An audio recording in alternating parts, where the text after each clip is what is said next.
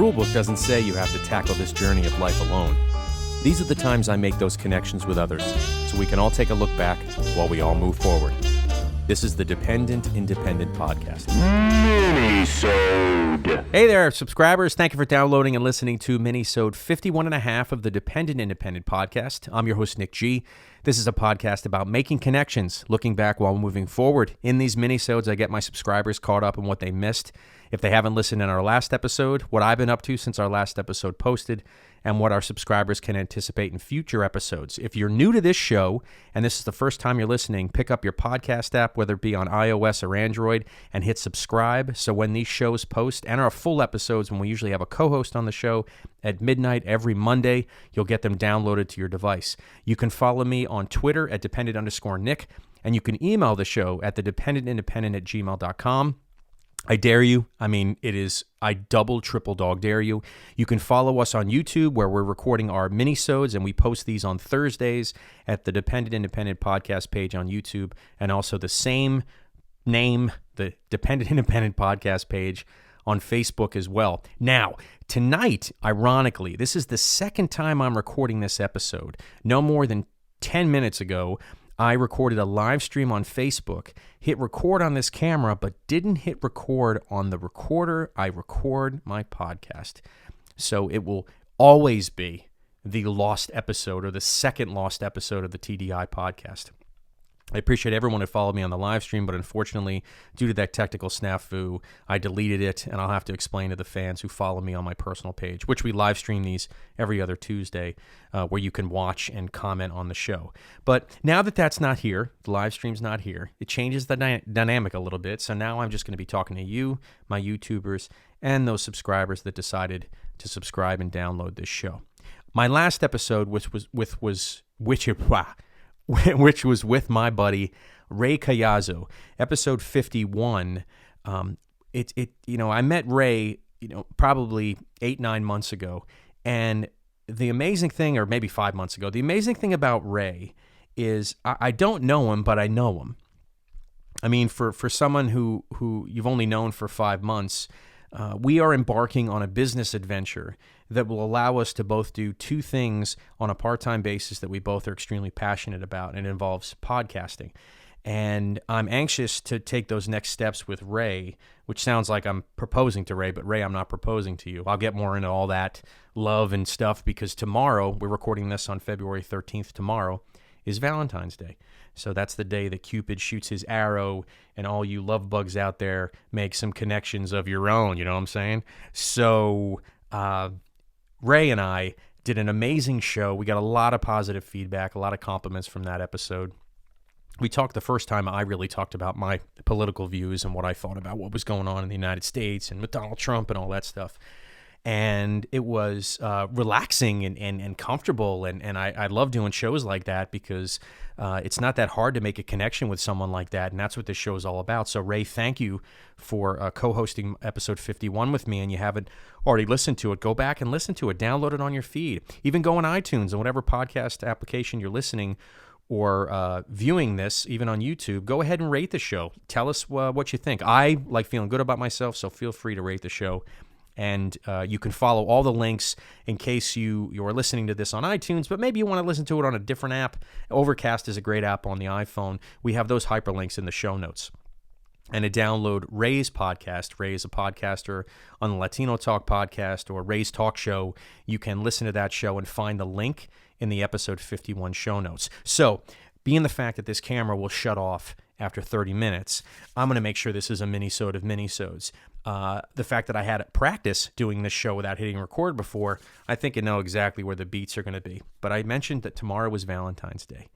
I have 2 kids, and my son is now checking out or talking about girls. Now, they're crushes and so on, and he's even telling me about he has this crush on someone that this other friend of his has a crush on, and that's can be pretty heavy to an 8-year-old, but he's really cool about it, But I know eventually he's going to get a time when my son is going to want to start dating, and puberty kicks in, and all that testosterone kicks in. He starts really pursuing girls, and he's going to ask his old man about what dating's all about. Now, I'm not going to ever stand up anywhere and say that I'm an expert in anything.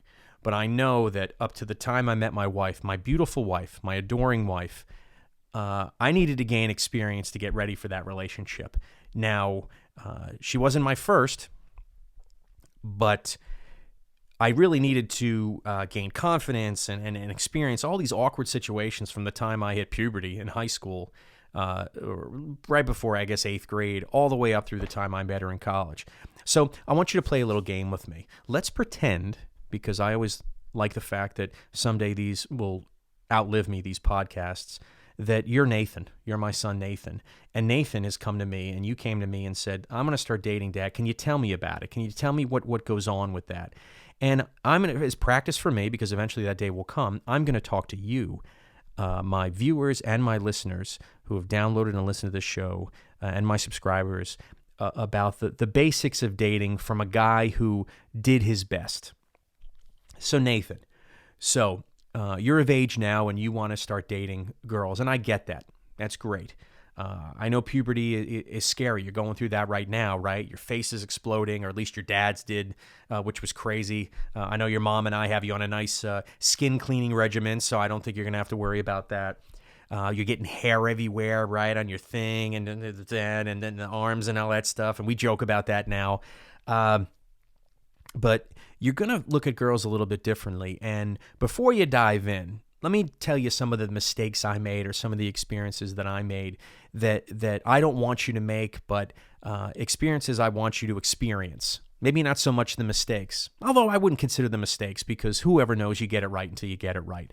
But before I dated your mom, I had a journey to get there with the opposite sex, and it was weird. But I wanted to I took some notes, Nate, just so I don't lose track of where I want to go. But about 20 years ago, this November, Nate, obviously we're having this conversation after 2017, but back in 2017, Nate, when I recorded a podcast for you, my wife, your mom, it would be 20 years since we started dating and courting, I guess is what they call it. Now, before I met your mom, I unfortunately didn't have a role model like you have in your mom and I kind of learned about dating by watching other people do it, or watching 80s sitcoms. That seemed to be like the big thing. So, the first dates that, what's the guy's name? Not Kirk Cameron, right? On the show he was on. And, I don't know why I'm having a tough time remembering that, because your dad's old now and he loses his memory. But all those sitcoms where the kid goes out on the first date or takes the girl to the prom, and it was always an ideal to me, right? The TV always said, like, this is the way it should be. So that's in my image, in my head, was how it's supposed to be. Now, in reality, it's not. It's not.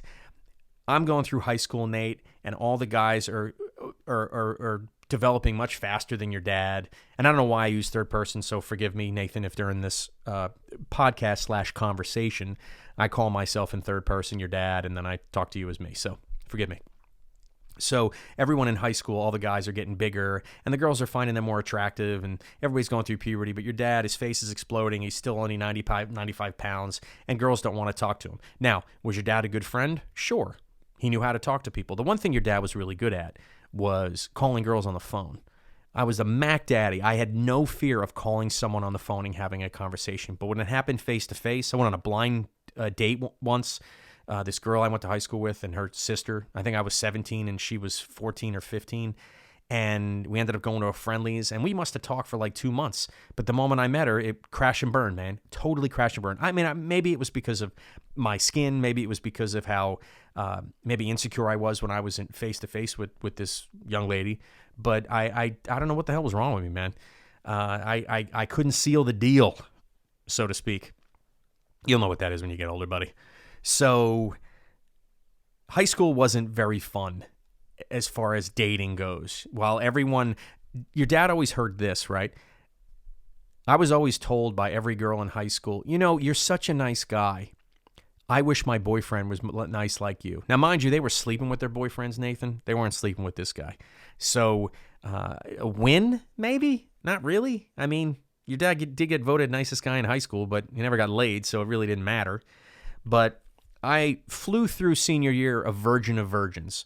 And I knew jumping into college, if I had this ideal in my head to meet the one and to go through this experience, I was hoping that would happen in high school. Now, what you're going to experience, Nate, is kids in school are going to start going on these sexual escapades, and they're going to talk about them a lot, and you're going to feel pressure to do that. Don't. That's all peer pressure, buddy. Don't feel like you have to do something because your friends do it. You'll feel compelled to do it. You'll feel you're left out if you don't do it. But trust me, your dad, he survived it. I mean, I'm not saying I went in skipping and jumping into college knowing I hadn't experienced a woman for that matter. Your dad kissed a couple girls, but nothing crazy. I wouldn't even say I was the make-out king. I mean, I was just an inexperienced kid trying to find the one, but knowing that with that, I'd have to have some type of experience. So as I get in college, and I know your mom and dad have told you that you shouldn't drink till you're 21, but you're going to have a lot of pressure in college to drink, and your dad had a lot of pressure. So when he turned 18, 19 in college, he drank, and they call it the silly juice, right? We call it here. It does make you a little bit more bold and confident when it comes to talking to women, and it only heightens your chances to maybe get a little more experience. But I'm not going to lie to you. Freshman year was all right. Dad got his groove on. I met a few girls. I did some things that you'll learn in sex ed. It was fun. It was enjoyable, but it was empty. You know what I mean? I wasn't really building relationships at all. I wasn't really having fun. I had to pretend sometimes to be something I wasn't. So I was afraid that if the girl got to know the real me, she wouldn't like me because I was the real me in high school and no one liked me. So it was tough. It was tough, Nate. You're going to go through that. But the most important thing you have to remember is the person you're going to spend the rest of your life with, like your mom and I, is the fact that I can be myself. But getting there was real hard. Trying to figure out how that was going to roll was really, really challenging. So I went through sophomore year, after, I want to fast forward. Now, you know that time in your life, Nate, where your friends not only talking about kissing girls and you'll hear about bases, right? Like first base, second base. Well, the home run, Nate, is the stuff that you learned where babies come from. And it's the thing your friends are going to talk about, but you don't want to finish your freshman year knowing that you didn't do it. So you're going to find yourself drinking too much or too long, for that matter, an entire 12-hour day, sucking back Yinglings, and you meet some girl that happens to be in a sorority that's close with your fraternity, and you go home and you have what they call intercourse. Now, I'm sure you're giggling, but that's what your dad did. Now, part of me was like, it's going to be fun, but I was completely obliterated. And I mean, I remember most of it, but I could tell you that in all that pressure I was getting from my friends, there was no way in hell your old man was going to go home freshman year a virgin. But I sealed the deal. I was safe sex, Nathan. I wore one of those condoms you learned about, and I got through the experience, and I was able to go home and tell my friends that I did it. So I almost checked that box. But remember, Nate, it's not just about that. It's not about the sex. It's not about the hooking up stuff and the drinking. It's about, I was on a mission to find someone I could spend the rest of my life with. This ideal in my head of getting married and finding someone I could be myself around and have fun and laugh and not have to feel so pressured all the goddamn time and being judged. And I hit sophomore year with that mission in mind. And when I started creating rules around it, I was like, if I started talking to a girl in college, I would want to know, like, where did she live? Because I didn't want to go home to where my dad lived and have to drive really far. Like, that's weird. Like, that was a qualifier. But I met a few girls. I dated a few girls. Hey, I dated this girl, this artist. I dated some girls that had similar interests than me. Some were athletes, some were artists. And I dated one girl, and she, I think I was dating her during on my 21st birthday. I took her out on my 21st birthday. That was your dad's move. He would take people out on his birthday, girls out. It never paid off at all. But this girl was an artist. She didn't shave her legs or armpits, but, Daddy was willing to make concessions because he was curious. And he thought, why have these super ideals when you want to meet somebody that's got similar interests? So eventually over the summer, or that summer gap between my sophomore and junior year, she called me up and said she shaved her head. So she shaved her head, and when I got to see her the next year in my art class, she had like a buzz cut with like this, 4-inch long blonde tuft of hair in the front, which I thought was cool, but something happened where she didn't think I was cool anymore. So that kind of broke off. So there could be times, Nate, when you're in school where you're dating somebody and you're not. And most of my relationships didn't last very long because the moment I knew I wasn't going to spend the rest of my life with them, I was it. Like, whether I dumped them or it just kind of fizzled away, I never called them back. That was really the case. But again, on a mission.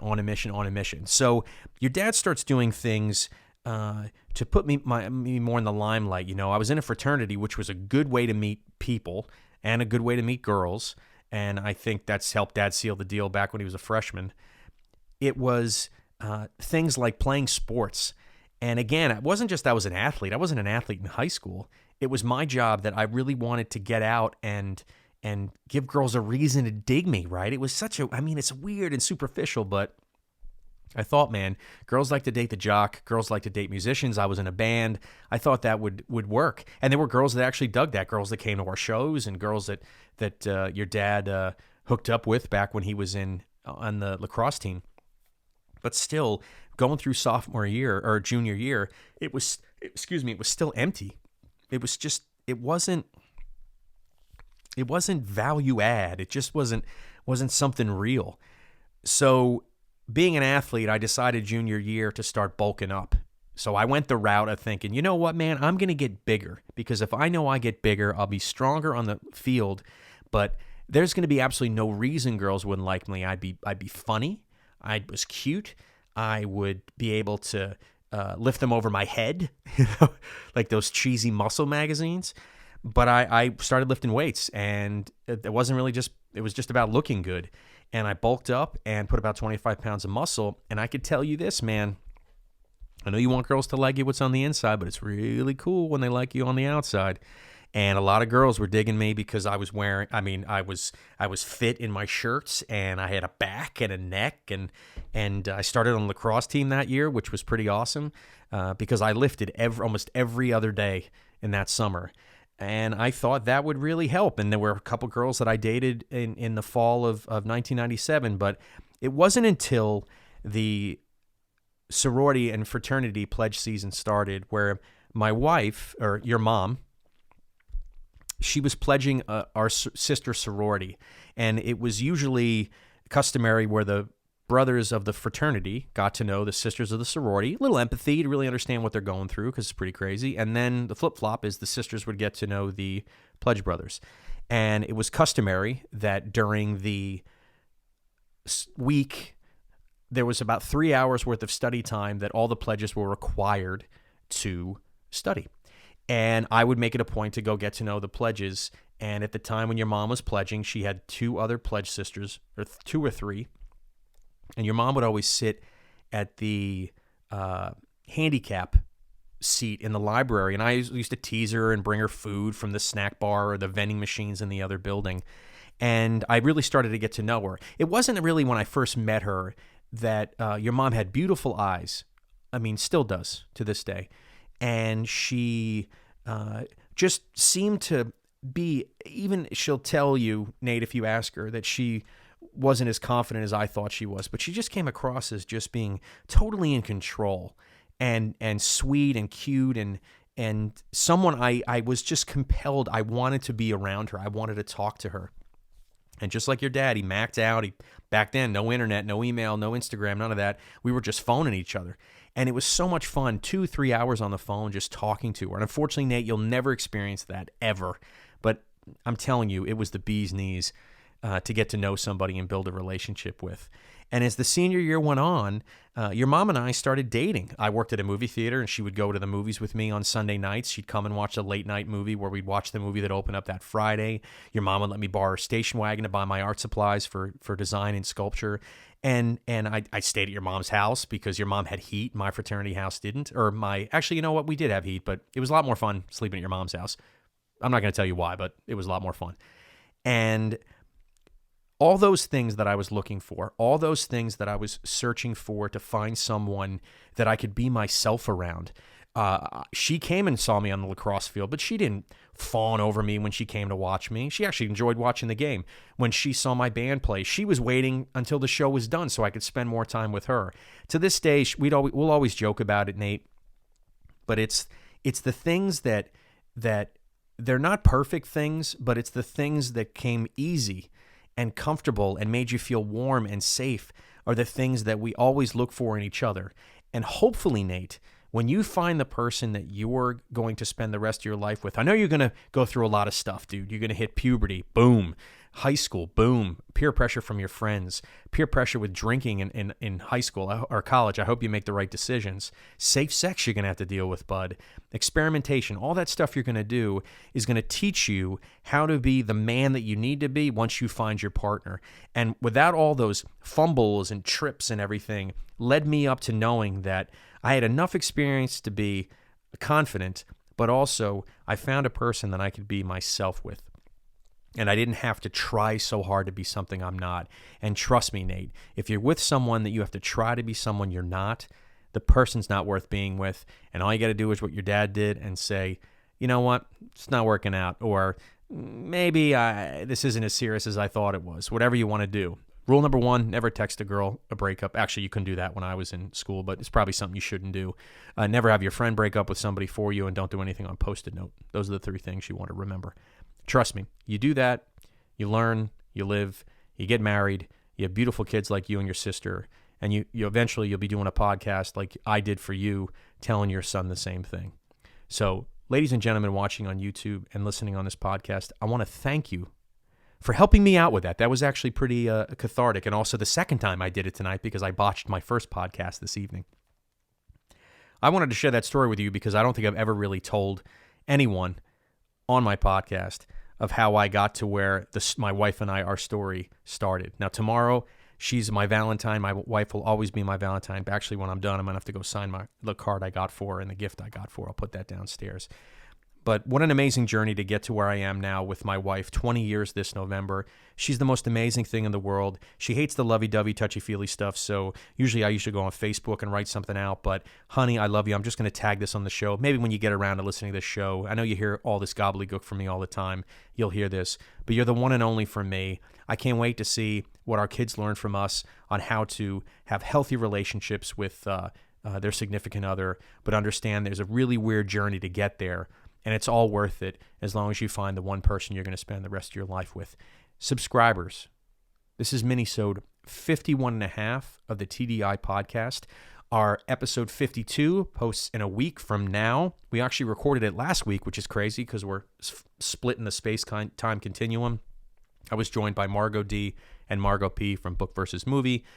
They schooled me on women's power in the sense of the power that is all-encompassing of women and inclusion and comfort. And we talked about their visit down to D.C. on the day we did the 50th anniversary here. They were on a bus down to the Women's March, which was amazing. I went in there with a lot of preconceived notions recording that show, but they totally schooled me. I can't wait to edit the show and get it out for all of you to listen to. This is Nick G, your host. You can follow me on Twitter at @dependent_Nick. You can email the show at thedependentindependent@gmail.com. By the way, I don't have it in front of me, but I'm going to do this now. My subscribers follow me and download these shows, and I really like it because that's what these are all about. But I have extra #2YearsToTheDay t-shirts, larges and extra larges.